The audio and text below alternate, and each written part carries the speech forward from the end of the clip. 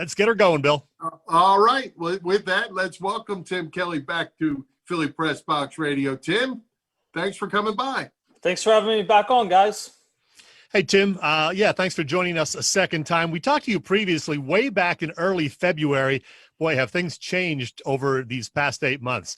We're going to cover as much of it as we can, but first, we got an update on Monday on Rhys Hoskins, and I guess it's not great news, but it could have been a lot worse. What is the latest on our first baseman? He had surgery on his UCL that he injured late in the season. I think it cost him the last 17 games of the season. It's a 4 to 6 month recovery. It was not Tommy John surgery, but it's a procedure that fixed whatever issue that he had in his left elbow from the ball being thrown down the line and him trying to catch it. So it's something that in the worst case scenario, maybe he misses very early 2021, but I wouldn't even expect that, honestly. Hey, Tim, speaking of Hoskins, he finally warmed up a little bit, just at an unfortunate time to get hurt. Did he finally get this thing fixed from the hitting standpoint? And secondly, I guess there's a million rumors out there, but there's a rumor that Hoskins is not a Girardi guy. Anything to that? I don't know anything having to do with that. I think he'll be here next year, and he seemingly cemented that in the second half of his season because I think for about a 2 or 3 week stretch, he was the most valuable offensive player on the team. Well, Tim, the big news, of course, over the weekend, the news that Matt Klentak had, stepped down, as they put it, as general manager. It was time for him to go, certainly, but does it trouble you at all that Andy McPhail, who hired Klentak back in 2015 and hasn't seemed to do a whole lot since then, will be heavily involved in choosing his successor? Well, I mean, someone was going to be involved with it with John Middleton, so I guess that will be Andy McPhail. I don't know if I have a strong opinion on that one way or another, to be honest with you. So we'll see what it turns into, because I'm not sure necessarily that they're hiring someone right now. It sounds like Andy McPhail is moving towards a different role and kind of being phased out anyway. So we'll see what happens. Okay.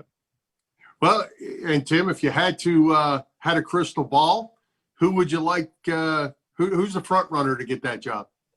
I don't know that there is a front runner right now, because if you listened to John Middleton talk, it sounds like it's entirely possible that they don't hire someone immediately, or that even if they hire someone in 2 to 3 months, by that point you will have had to make decisions on JT Realmuto, on Didi Gregorius, on the entire bullpen, trying to fix that. So I think Ned Rhys, even if he's just the interim guy, is going to be someone that plays a very important role in what the Phillies are for the next few seasons. And beyond that, in terms of who you would look to, Theo Epstein could become available next offseason. That's an interesting person to monitor. But I think you have to naturally go to guys that have Yankees connections and have been in that front office, because you have Joe Girardi, who spent a long time there, and you have Brian Barber, the scouting director, who spent a long time there, and seemingly those guys aren't going anywhere. So guys like Tim Naring and Damon Oppenheimer, guys that are in that front office, obviously Brian Cashman's going nowhere, would be guys that I would kind of keep an eye on.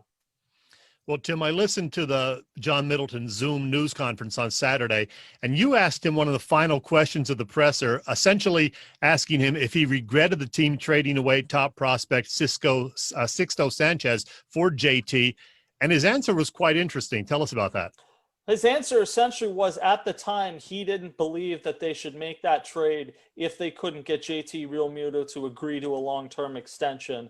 And I followed up with him and I said, so what happened that the trade ultimately got done without a long-term extension? And he essentially said the baseball operations people, which would be Matt Klentak, I'm sure it would be Ned Rhys, everyone involved, believed at the time of that trade they would get an extension done. Instead, here we are where it doesn't necessarily look like an extension is a certainty or even a probability. And even if it is, you have to wonder with how good Sixto Sanchez looked this season if you're going to be on the losing end of that trade. Well, speaking of Middleton, it almost sounded like he was kind of greasing the skids with the fan base that this Realmuto signing might not happen. And he started throwing around finances and things like that. And the fan base isn't going to buy that. No, they're not, but ultimately he's the one that makes that decision. And I felt like in Matt Klentak's press conference late in the season, which turned out to be his final one as GM, he kind of did the same thing. Now, it's not them saying like the Indians are doing with Francisco Lindor, essentially saying it's not going to happen, but it is them saying if Steve Cohen or whoever with the Mets or whatever team comes off the top rope and gives him a huge 6-year offer, him coming back may not be in the cards. Well, if they don't re-sign Realmuto, are they just going to wing it with Andrew Knapp and whomever, or do they acquire another catcher from somewhere else, or what? Well, John Heyman mentioned the other day James McCann, who's the White Sox backup catcher, but he's a starting caliber, started in Detroit before. So with him and Andrew Knapp, you could put together a competent catching duo. But the reality is that if you lose JT Realmuto, there's no player that isn't a downgrade in the sport right now. Yeah. Yeah. And what about Didi? Had a nice season. I don't know that he was a superstar, but he was certainly solid for him the whole entire season. Do you go out on a limb and try to get him for 2 or 3 years, or you let him find his way and wait to bring somebody up from the farm? I'm interested to see what his market is. In a normal year, he may get a 2 or 3 year deal. I don't know if teams are pinching pennies across baseball if he gets a multi-year deal. If he can get a 1-year deal, I'm all for it because it's a 1-year deal with next to no commitment. Next offseason, you have arguably the greatest class of free agent shortstops ever, led by Francisco Lindor, Carlos Correa, Javier Baez, Trevor Story. That's just a few of them. So you'd kind of like to at least have the option to be a player there, especially if you lose Realmuto this offseason. And you also have Bryson Stott, who you spent a first-round pick on and played in college. So theoretically, even with this lost year or not getting as much playing time as he would have in the minor leagues, he played at the satellite squad, and you'd like to think in 2 or so years he's going to be close to being ready. So I don't know that that's a position you want to tie yourself down to long term. If you can get Didi Gregorius back on the exact same deal or thereabouts, the 1-year $14.5 million deal, 100% you do it. If you need to give him a 3-year deal, I wouldn't, and a 2-year deal is probably where it gets dicey.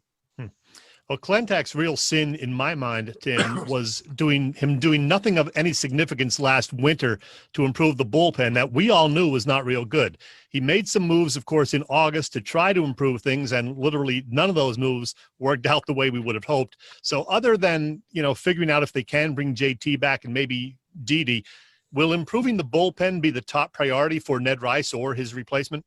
Yeah, it has to be. The question is, you've acquired so many different guys over the last 2 or 3 years that have had success with organizations and came here and they fell off a cliff. Now, some of that was guys you went to the well one too many times with, like David Robertson, Pat Neshek, the second time you brought him back, that they were just older.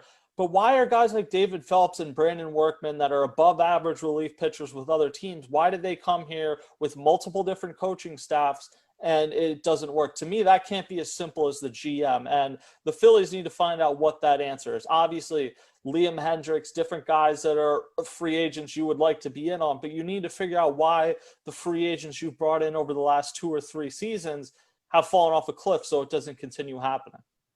Yeah, it's funny you say that, Tim, because I've asked our last probably 3 baseball guests that we've had the same question. They had a bullpen that didn't work out. They had 4 guys, let's call it 4, could be 6 guys that failed. They bring in 4 new guys, and they failed equally. Something else is wrong besides just every pitcher that came in here can't pitch. The bullpen at the beginning of the season, point blank, was not good enough to be competing even in a 60-game season. The bullpen that you had at the second half of the season should have, at the very least, been much better than it was. Now, Connor Brogdon showed a lot. I really like him. Yeah.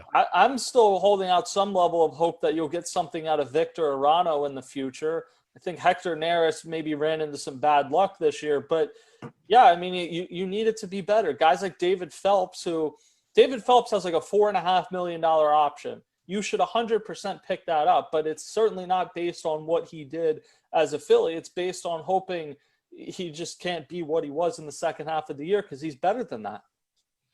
Hey, other than Kenny Giles and the injured Sir Anthony Dominguez, the Phils haven't really had any reliever that you can consistently count on, throwing 98 to 100 miles an hour in recent years. Can I put that on my wish list, Tim? You can put it on your wish list. I don't know if your wish list is going to be answered or not. We'll see what they do in free agency. I'm interested to see what they do. It's really that simple. Does JT Realmuto re-signing, does that mean you don't do anything else? Does not re-signing him mean you allocate that elsewhere? I really don't know what the Phillies are going to do this offseason.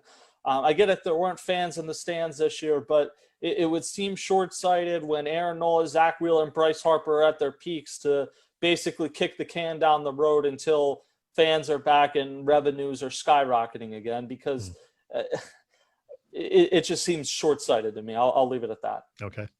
Well, Chet mentioned Connor Brogdon. It certainly was impressive. Any possibility that he goes into that starting rotation and we are finally done with Vince Velasquez and, Arrieta's gone. We're going to be gone, I think, going to clear some salary there. Is Eflin the answer? I mean, we're back to two starters, and Brogdon certainly looks like he's got a live enough arm. No, I think Brogdon is a reliever, and that's fine. You need to start stacking some elite relievers, and he flashed that potential late in the season. So I don't know that he's going to be your closer next year, but he's someone you're going to hopefully be able to count on in high leverage situations. Zach Eflin, to me, this was kind of his first legitimately good season that he's had, and it was in a shortened season. So you hope that he's good next year. You count on him in your rotation, but counting on him as your number 3 going into the season might be a stretch. The question is, what do you do? I mean, Spencer Howard pitched 25 innings this year. He's going to be so limited in how much you can stretch him out next year. He's had shoulder injuries now in back-to-back seasons. So you hope you get a lot out of Spencer Howard next year, but I'm not banking on him being a legitimate number 3 for a team that competes for a championship. So you need to figure something out there. One option John Heyman mentioned the other day was Trevor Bauer, but that was in the case of JT Realmuto leaves. So could you make a case that you're a slightly better team with Bauer than Realmuto? Maybe, but I don't know that it moves the needle significantly enough. Tanaka's a free agent. You can go down the list of different guys that are options this offseason. But, as far as Vince Velasquez, he's someone that if you have to bring Vince Velasquez back as your number 5, maybe you do that. I don't think he's an awful number 5, but I don't think they're going to tender him what he's due to make around $5 million, I believe, this season and the final year of arbitration. I don't know that they'll do that. Maybe they'll trade him. Maybe they'll non-tender him and re-sign him for a lower price. But if they're pinching pennies and pushed against the luxury tax, I don't know that you necessarily bring him back at the price it's going to be in arbitration. Tim, what do you think the outfield is going to look like next year? That's a great question. Andrew McCutchen said it, or Joe Girardi said at the end of the year that he thinks Andrew McCutchen will continue to improve defensively as he comes back from that ACL tear. But Andrew McCutchen is going to be 34 years old next year, and his metrics in left field were bad this season. So I kind of feel you're at the stage in his career where he's more of a DH, or at least in that role Jay Bruce was in this year, where he'll play the outfield sometimes, but more often than not as a DH.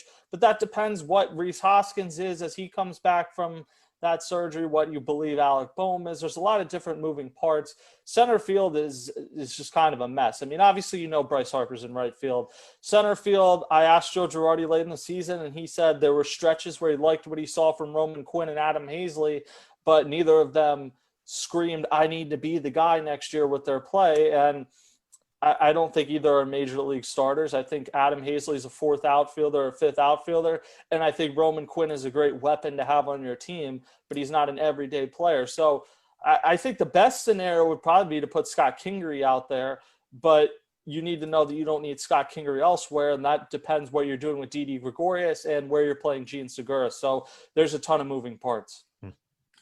Well, as the short season wound down, Bryce Harper went from looking like an MVP candidate for the first 30 games, and he fell off a cliff the last 30 games too.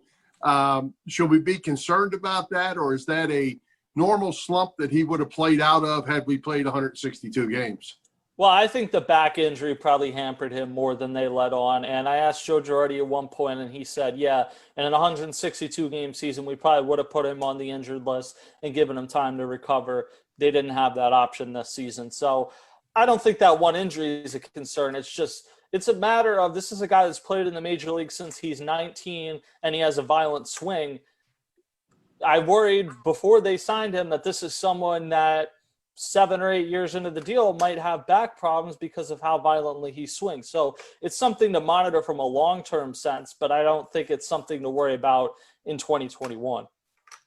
Well, Tim, I know you follow the Eagles quite closely as well. None of us, I don't think, suddenly thinks that the Birds are a legitimate NFC contender just because they got the W out in San Francisco and they're in first place in the god-awful NFC least. They have a couple of tough games on the schedule. What is your outlook for the Eagles the rest of the season? My outlook is maybe they can sneak in an awful division, but when push comes to shove, I still think the Cowboys will probably win the division. Oh, oh shoot.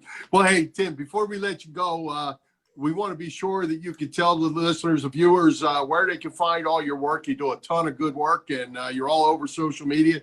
Let everybody know where they can follow you. You can follow me on Twitter at Tim Kelly Sports, and then read me on PhilliesNation.com and radio.com. Now, Tim, before you go, I know that you got a birthday coming up tomorrow, so I want to say happy birthday. And you've probably heard people say things like this: I have sweatshirts older than you. Well, here's the proof. I do. This is my 1993 Phillies World Series sweatshirt, and it still fits me, I'll have you know, and it is older than you. So it is older than me. That's funny. Thank you, guys. All right, Tim. Hey, all right, appreciate Tim. it. Let's do it again. A lot of good summer stuff or winter stuff to look forward to with the Phils. All right, sounds good. Thanks, guys.